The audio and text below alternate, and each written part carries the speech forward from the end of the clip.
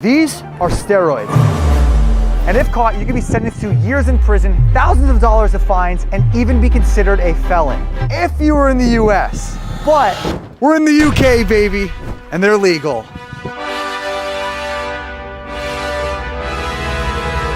Say nothing if you're on steroids. Not natty. I have 4 goals this weekend. 1, I want to talk to the gym bros, see what they have to say about the UK steroid epidemic. 2, speak to the biggest fitness influencers in the UK. 3, speak to the experts who know way more than I do. Because let's be real, I only know a little. And 4, the final and most difficult one of them all, find a steroid dealer to interview.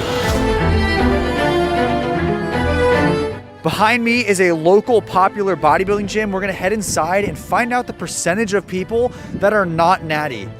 So let's head in and ask them if they take roids. Are you natty? Yeah, man. Okay. One natty. Natural. Let's see the bicep. Show me the bicep. Okay. Natty or not? No. Not natty. No. Oh, open about it. Yeah, fine. Oh, really? Wouldn't lie about it. How long have you not been natty for? Years. Probably 5+ years. Where are you getting it? Can't tell you that. Secrets. Yeah. Secret. Natty or not? No. Oh, he's not natty. That's two. Natty or not? Creatine count. Does creatine count? Yeah. Is it creatine plus? Natty or not? Natty. Obviously, look at me. Of course I'm natty. Natty. Very natty. Are you natural or not? Not. You're not? No. You're on the supreme creatine? No, I have a little bit of testosterone. Okay, a little test. Did you know that it is legal to take steroids here? I don't really give a shit, mate. I'm too old for that, so I ain't bothered. So I'll do what the I want. So a little bit of test does me okay. Okay. So run a mill a week. This surprised me. I have done a good amount of natty or nots with Americans, and they are never this open about their use. Natural or not? Natural. What about you, natty or not? No. Not natty. No, not nada. So based on this group of people, almost 40% of members are confirmed not natty. Try test 400 milligram a week. Of testosterone? Yeah. However, they are all very hesitant on telling me where they get their gear. Where are you getting this stuff? That I'm not saying. But now that we know that gear is commonly used, I want to get their opinion on if it being legal is a good or a bad thing. There's no regulation, so people could be buying anything. They might be underdosed or overdosed, so people don't know what they're taking. How long have you not been natural for? Over a year, started last year. Do you think there's any problems with the legality of taking steroids in the UK? Very easy to get hold of as well, so yeah, there is a problem with it. Is it easy to get? Yeah. Where do you get it?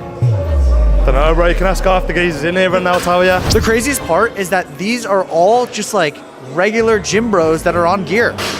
Like, they're not doing it for a living, they're just doing it because they enjoy it. But what about the people who do make money off their physiques? What do the bodybuilders in the UK have to say about steroids? My next stop was the Arnold Classic UK, where hopefully I could find some answers. Normally in the US, I'm very scared to ask people this stuff, but everybody's so open here. Hello, sir. Hello, I'm gonna start off really strong. Are you natty or no? No, I'm definitely not. I'm everything. You say it, I'm on it. Are you natural or not? No, I'm not. I'm natural as the modified food in the supermarket.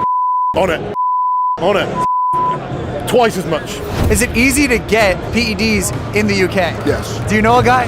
Maybe. So what's your take on the legalization of the anabolic steroids? Well, that comes down to personal use. Personal use can come in many shapes and forms. If you're responsible, they can be used very well, yes. They should legalize steroids in the way the same way they should legalize.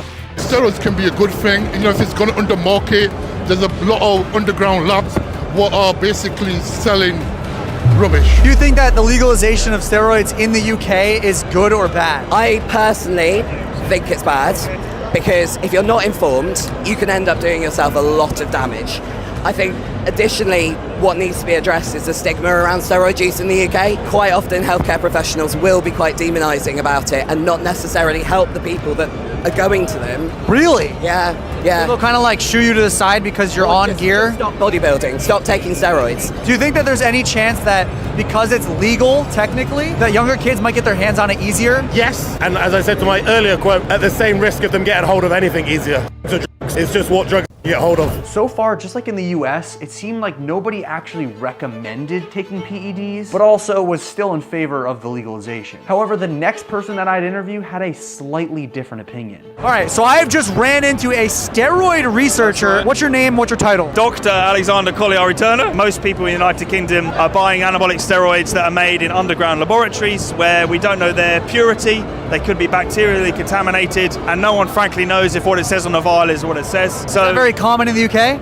that is by far the most common way, yes. So the best academic guess is there's right now 1 million anabolic steroid users in the UK. Is the UK in a steroid epidemic? It could be a burgeoning health problem, and there's definitely more anabolic steroid users recreationally now than there was 10, 20 years ago. So because people are very prevalent in using them in the UK, is that affecting the healthcare and the country of the UK? Well, it could do in the future. That's the thing. If there is about 1 million users right now, and say even only 5% of them abuse it, then that's a lot of thousands of people that could have health consequences that the National Health Service is potentially going to have to be the burden of.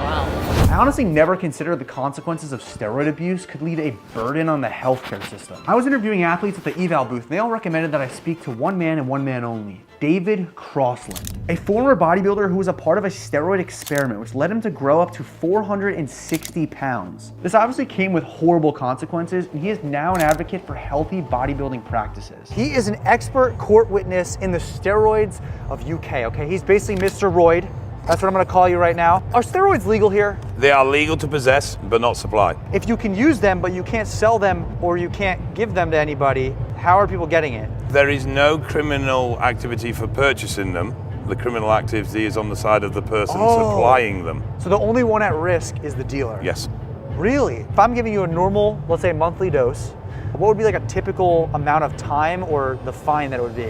Very little, if anything at all. The cost of prosecution is not worth the social impact of what you're doing. Okay. So you can kind of get away with it, at least like more likely to get away with it? Yeah, a lot of officers just don't know the law. They're not very experienced with it. Enforcement of those compounds being supplied is actually generally quite low. Okay, check this out. When I first arrived to the UK, I tried to interview officers on the topic. I'm a YouTuber and I'm making a video about the legalization of steroids. Let's just say their answers were mediocre at best. With stuff like that, we're not going to discuss. No discussion? Okay, totally understand. I ain't gonna comment on that. Nothing on that? Okay. I ain't got a clue, man. All right, are you gonna, okay, you have a good day, okay? Hopefully when I interview an actual roid dealer, their answers will be a bit better. Why do you think that people in the UK are so open to talk about doing PEDs, but in America and other places, it's like taboo? We're having a growing exposure. It's desensitized people to it. The more you see it, the more you hear about it, the less sensationalistic it is. Globally, the UK has pioneered more open discussion about the subject, full stop. I mean, there's more athletes here openly discussing what they do, particularly within the bodybuilding community. Yep. So the pros being open has been a step forward to say, look, I take these things, but I ain't doing that much. You don't need to be doing 5 grams, 6 grams to be a pro. You need to focus on your training and your diet. These are a secondary action. These are not the primary goal. That brought me to the next task. Interview the top fitness influencers on their take on the legalization and see how transparent they are compared to other athletes. Are you natural? I am not natural. How long have you not been natural for? I started taking gear when I was 19. I'm 27, so I'm definitely deep in the competing world now. Okay. Are you familiar that anabolic steroids are legal in the UK? I absolutely am.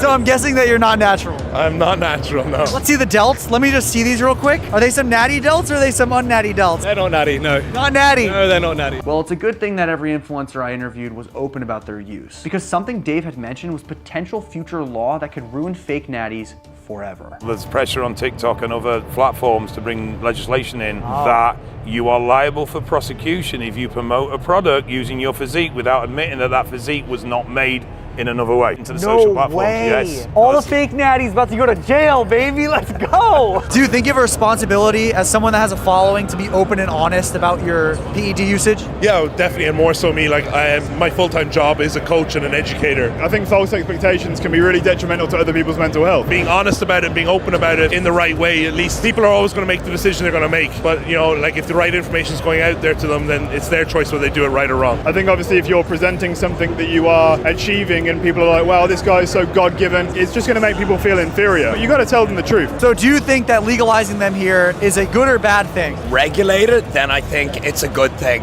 And if you can get them through a doctor or, you know, not just some guy's bathtub, then I think it will make them more safe. I think there should be restraints on things that can negatively impact you for the long run. Do you think that because they're legal, it's going to get into the younger and younger crowds? It may, hopefully not, and that if there is proper regulation, then it'll be all right. Done safely, then I don't think it's too bad. Well, I appreciate Rob's optimism. There was one person I interviewed who probably wishes they had never done steroids, and that's Thomas Powell. I saw the Vice documentary, and you were in it. What is your thoughts on the UK legalizing steroids here? I think it's a bit crazy. I'm not for steroids, I'm not against. I'm very much on TRT. I will be on TRT for life. But I have also had my nipples cut off because of steroids. We need to educate the younger generation more than anything else. This is a time where we need to educate people. If you are thinking about it, please leave it 5 years, reconsider it, because I promise you in 5 years' time, you will probably change your mind. We had spoken with the gym bros, the influencers, and the experts on the good and the bad about the legalization of steroids. But the final opinion that I needed was that of a steroid dealer.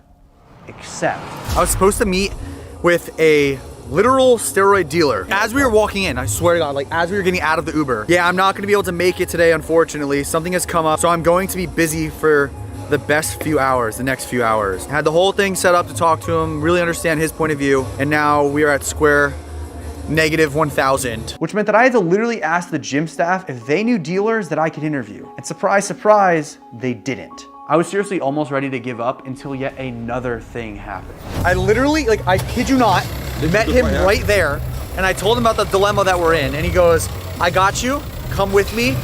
I've never met him. Someone vouched for him that he's a good guy. I'm putting my life, hopefully you don't kill me. So you're telling me that you have a friend that would be open to talking about him selling? Fingers crossed, yeah, but the only thing is, it's in like a little shop, yeah. Everyone comment below, we love Ben. If he makes this happen, I'll be amazed. So while we waited for the dealer to show up, I got all dressed. And yes, I realized I probably should start packing more than one suit. We made our way inside, met our guest. Can you just say, I give consent for Jesse to use this but hide my identity? I give consent to Jesse to use this video but hide my identity. And sat down to hear the perspective of a steroid dealer.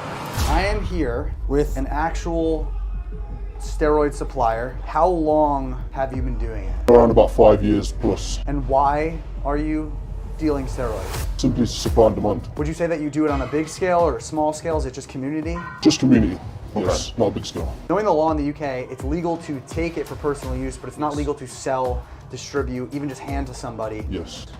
What does that law mean to you? Not a great deal. It's like any drug law, really.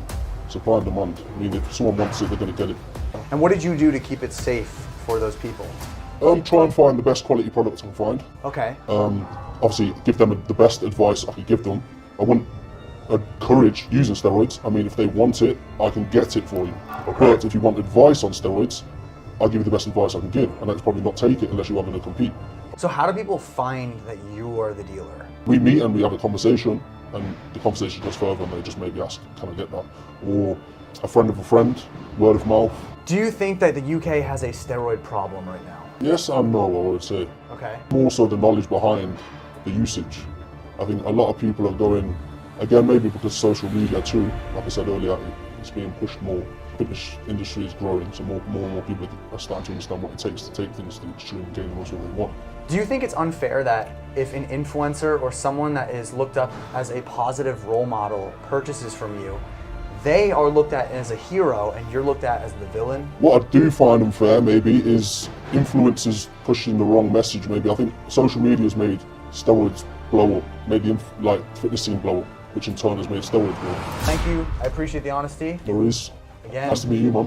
I will keep your identity classified, I promise. You got it, man. Well, there you have it. We got literally every angle and every perspective on the UK steroid epidemic, and learned both the good and the bad that come with the legalization. Is it right or is it wrong?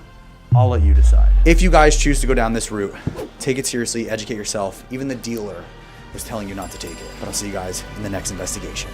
Stay relentless.